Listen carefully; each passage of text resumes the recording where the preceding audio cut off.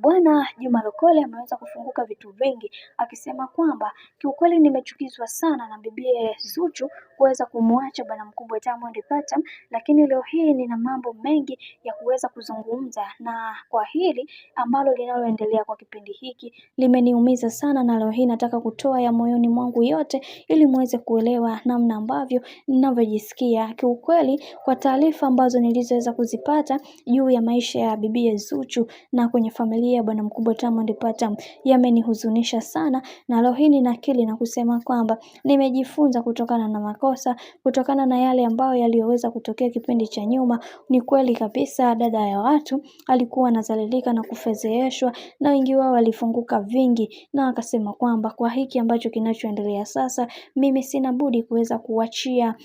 kijiti kwa sababu kuna mengi ambayo yameweza kutokea. Lakini yote ya yote, Juma bado aliendelea kumkandamiza bibi Zuchu na kumwambia kwamba yeye kama yeye anatakiwa kuweza kusimama imara na kuweza kuhakikisha mahusiano yake yanakuwa katika misingi na mikakati iliyo bora, asiruhusu wanawake wengine kuendelea kumchukua mume wake. Na kwa upande wa Zuchu, yeye aliweza kusema kwamba siku zote mwanaume huwa hazuiliki wala hafanya vipi, lakini alishaongea sana, matukio mengi amekuwa akimtendea kibaya zaidi na dharau juu. Hili jambo limekuwa likimuumiza mara zote, na mara zote anatamani kuweza kupata amani na furaha katika maisha yake, lakini amekuwa akizikosa kutokana na yale ambayo yanayoendelea sasa. Kiukweli anajutia katika kila jambo ambalo amekuwa akilifanya katika maisha yake, na anakuambia katika mambo ambayo sikuweza kutegemea kama Diamond Platnumz angeweza kunifanyia haya, ni hiki ambacho kinachoendelea kwa sasa, kwa sababu sikutegemea kama hata siku moja